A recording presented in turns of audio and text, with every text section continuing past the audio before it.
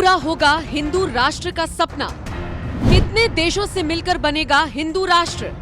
कौन होगा हिंदू राष्ट्र का राजा? वृंदावन से एक चाय वाले की सबसे बड़ी भविष्यवाणी देखिए सिर्फ धर्म ज्ञान पर। एक चाय वाला आज देश का प्रधान सेवक है, देश के प्रधानमंत्री नरेंद्र मोदी। और अब क्या चाय वाले के बाद अब गाय वाले की बारी है, यानी कि योगी आदित्यनाथ की। जी हाँ, इस वक्त मैं मौजूद है वृंदावन में, और वृंदावन में मेरे साथ हैं हरिओम जी। आपका सबसे पहले तो धर्म ज्ञान में। जय श्री राधे।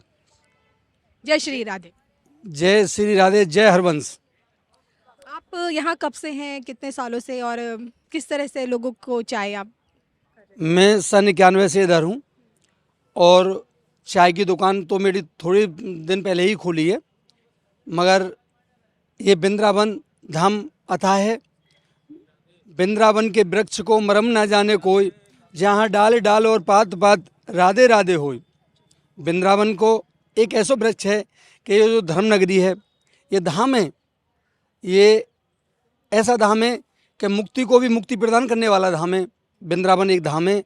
हमारी सरकारें बहुत अच्छी हैं, जो योगी जी हुए हमारे राजा, प्रदेश के राजा हैं, जो मोदी जी हुए केंद्र के राजा हैं, दोनों ही सरकारें बहुत अच्छी हैं। धर्म के कार्य पे अग्रसर हैं, वो अच्छा कर रही हैं। राम मंदिर का पुणे दोबारा से प्राण प्रतिष्ठा हुई और वहाँ कॉरिडोर बना, भक्तों के लिए सुविधा हुई, बहुत अच्छा हुआ। अब हमारे मथुरा की बारी है।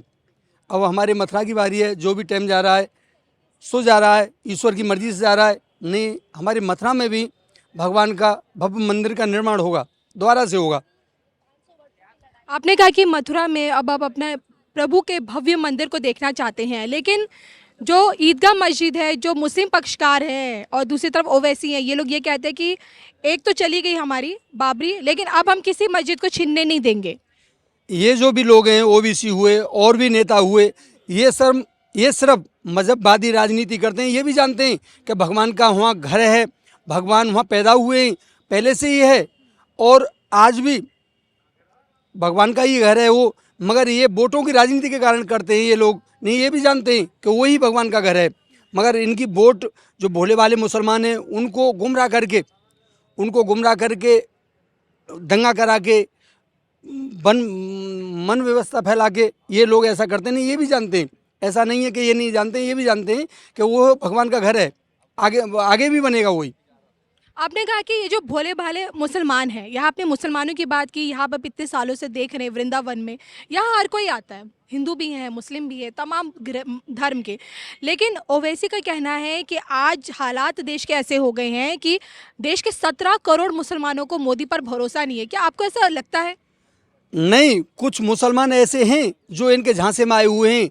नहीं, अगर हमारे देश में 20 करोड़ मुसलमान हैं तो 15 करोड़ मुसलमान तो ऐसे हैं हमारे कि जो जानते हैं कि सत्यता क्या है, और 5 करोड़ मुसलमान ऐसे हैं जो इनके झांसे में आते हैं, जो दंगा करते हैं या ऐसी बमनिस्ता फैलाते हैं। नहीं, ऐसी बात नहीं है कि मुसलमान नहीं जानते, मुसलमान भी जानते हैं और ये बिल्कुल झूठ बोलते हैं। ये कहते हैं कि अगर राम मंदिर का निर्माण हुआ या राम मंदिर पे फैसला आया तो खून की नदियाँ बह जाएंगी। ऐसा कुछ नहीं है।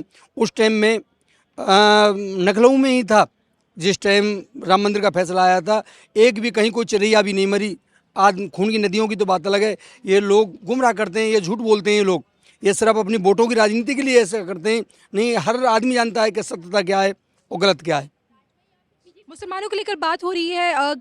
भाजपा ये कहती है, संघ प्रमुख मोहन भागवत से लेके जो आरएसएस है, आप जानते होंगे, वो ये कहते हैं कि जो देश का जो मुसलमान है उसके पूर्वज हिंदू है, वो देश के मुसलमानों को सनातनी मुसलमान बताते हैं।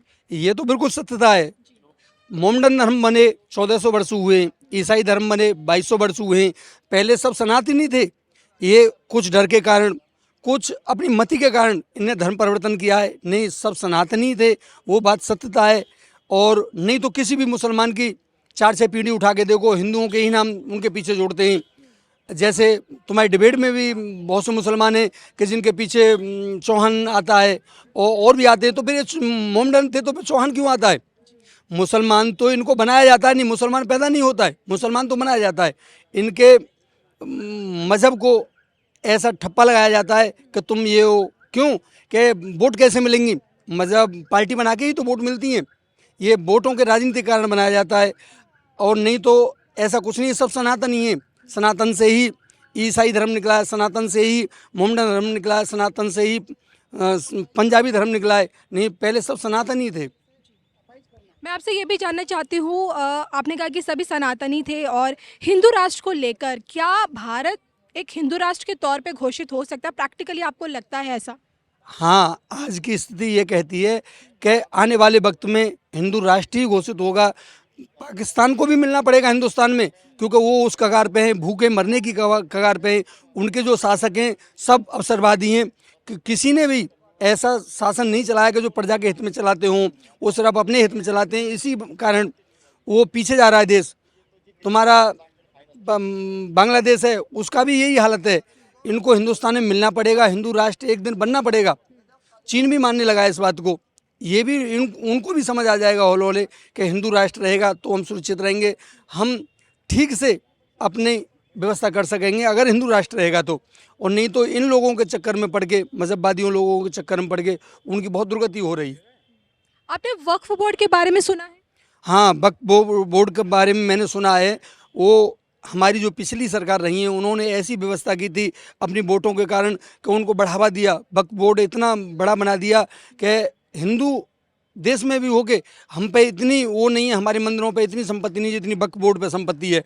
तो सिर्फ ये वोटों के कारण हुआ है, नहीं तो असलियत नहीं है। वो असलियत नहीं है, ये वोटों के कारण हुआ है ऐसा। अभी जो चल रहा है यूनिफॉर्म सिविल कोड, समान नागरिक संहिता, बिल्कुल ये होना चाहिए। जब एक देश है, एक कानून है, तो कानून दो कैसे हो सकते हैं? सबके लिए समानता होना चाहिए, चाहे कोई किसी भी मजहब का हो, किसी भी जाति का हो, सबके लिए एक कानून होना चाहिए। और हमारी सरकार इस पर सही काम कर रही है। क्यों कि अगर ऐसा नहीं कर रही होती तो मोमडनों के भी लिए वही सुविधाएं, जो हिंदुओं के लिए वही सुविधाएं, वही मोमडनों के लिए सुविधाएं। हमारी सरकार भेदभाव नहीं करती है, निरपेक्ष होकर सरकार चला रही है। हिंदू राष्ट्र का प्रथम प्रधानमंत्री आप किसे देखते हैं? हिंदू राष्ट्र के अगर प्रथम प्रधानमंत्री होंगे तो योगी जी होंगे। वो ऐसे शासक हैं कि जो सत्यता पे ही बोलते हैं। वो किसी मोमडन या किसी हिंदू के बहकावे में आके वो कुछ वोटों के लिए ऐसा कुछ नहीं कहते हैं कि जो हमारा राजा ऐसा ही होना चाहिए। देखिए, मोदी जी के हमने देख लिए 10 साल, 24 में आपको क्या लगता है? 24 में फिर मोदी जी आएंगे, और जब मोदी जी रिटायर हो जाएंगे तो योगी जी आएंगे। जब योगी जी आएंगे तब भारत की तस्वीर आपको कैसी थी? आपको क्या लगता है कि योगी के आते ये सब कुछ हो जाएगा जो आप सोचते हैं? नहीं, ऐसा कुछ नहीं है। जब उस पद पे वो बैठेंगे तो वो भी गंभीर हैं, ऐसा नहीं है, वो भी गंभीर हैं, सही बोल लेंगे। आज जो तस्वीर है, परिवर्तन तो होना है, सृष्टि का नियम है परिवर्तन होना, तो परिवर्तन तो होना है। ऐसा कुछ नहीं है कि योगी जी के आने से कुछ ऐसा होगा, नहीं। वो तो मोदी जी भी सही शासक हैं, योगी जी भी सही शासक हैं। ऐसा नहीं है कि वो कोई पक्षपात करेंगे या आते ही ऐसा कर देंगे, ऐसा नहीं है कुछ। चलिए, जाते जाते बस यही जानना चाहूँगी, मोदी जी के, योगी जी के बारे में आपने बताया।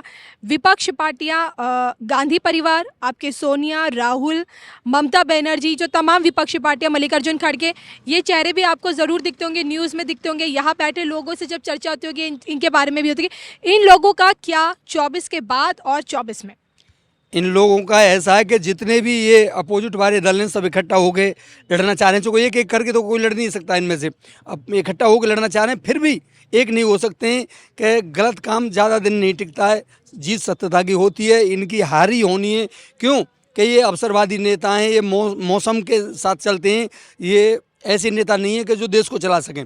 ये अपने राज्यों को कुटिल नीति से चलाते हैं, उस नीति से चलाते हैं, मजहब का नाम लेके वोट लेते हैं। ये तो ये देश को चलाने में समर्थ नहीं है, ये नहीं चला पाएंगे देश को। देश को तो ऐसा ही नेता चलाएगा जो आपस में किसी जातिवादी का भेद नहीं रखता हो। चलिए, बहुत बहुत शुक्रिया। जय श्री राम।